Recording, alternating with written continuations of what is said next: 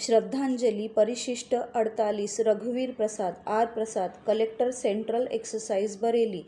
श्री पांडेय रघुवीर प्रसाद जो आर प्रसाद के नाम से लोकप्रिय थे, बाबा के अनन्य भक्त और शिष्य थे। हालांकि मेरा उनसे अत्यल्प संपर्क रहा है। जब मैं इलाहाबाद का आरएस था तभी बरेली में स्कूल खोलने के संबंध में मुझे उन्हें नज़दीक से जानने का अवसर मिला।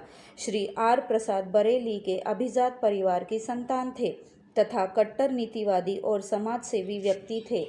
इन्हें सद्गुरु बाबा श्री श्री आनंद मूर्ति जी ने स्वयं दीक्षा दी थी। तब आनंद मार्ग की रचना नहीं हुई थी।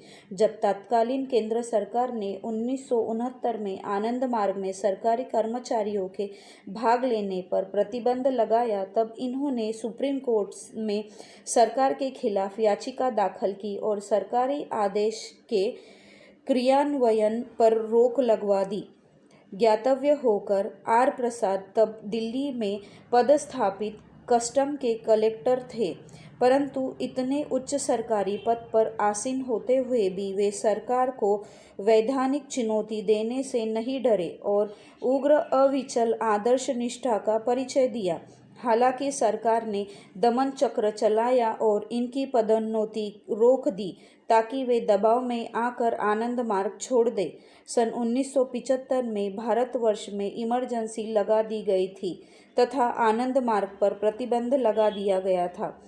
श्री आर प्रसाद तब रिटायर्ड हो चुके थे, परंतु वे तत्कालीन प्रधानमंत्री से मिलने गए ताकि वे उन्हें राजी कर सके कि भले संगठन की गतिविधियों पर प्रतिबंध हो, किंतु आनंद मार्ग की साधना पूजा तथा कीर्तन पर प्रतिबंध नहीं होना चाहिए।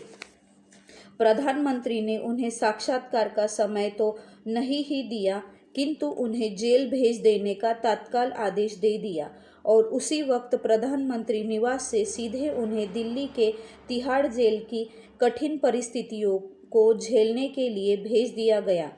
यहाँ यह ध्यान देने की बात है कि जिसने सदा सुख आराम में जीवन बिताया, उसने आनंद मार्ग की रक्षा के लिए जेल जाने में भी तनिक हिचक या घबराहट नहीं महसूस की।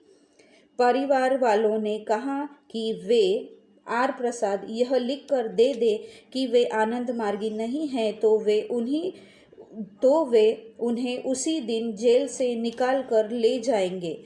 उन्होंने स्पष्ट कहा, मैं आनंद मार्गी हूँ तो कैसे लिख कर दे दूँ कि मैं आनंद मार्गी नहीं हूँ। वे पूरी इमरजेंसी जेल की कठोर यातना में जीवन बिताए, किंतु आनंद मार्ग त्यागने की बात उनकी कल्पना और सपना में भी नहीं आई। श्री आर प्रसाद की यह विशेषता थी कि वे आनंद मार्ग के प्रचार का कोई भी मौका नहीं चूकते थे। यहाँ तक कि वे ऑफिस का कार्य करते हुए मार्ग के आदर्श और दर्शन के प्रति लोगों को सशक्त युक्ति के साथ समझाते रहते थे। आपने परम पूज्य गुरु के प्रति उनकी भक्ति का एक दृष्टांत देता हूँ।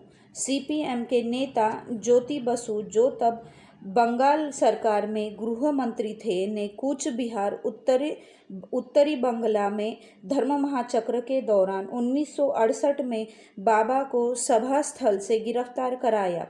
जैसे यह खबर दिल्ली पहुंची, आर प्रसाद नगद राशि लेकर अगले दिन हवाई जहाज से कूच बिहार के लिए रवाना हो गए। उन्होंने ठान लिया कि यदि ज़रूरत हुई तो जमानत के तौर पर नकदी राशि जमा करके बाबा को तुरंत रिहा कराया जाएगा। बाबा श्री आर प्रसाद को इतना चाहते थे, वह उनके एक वक्तव्य से झलकता है।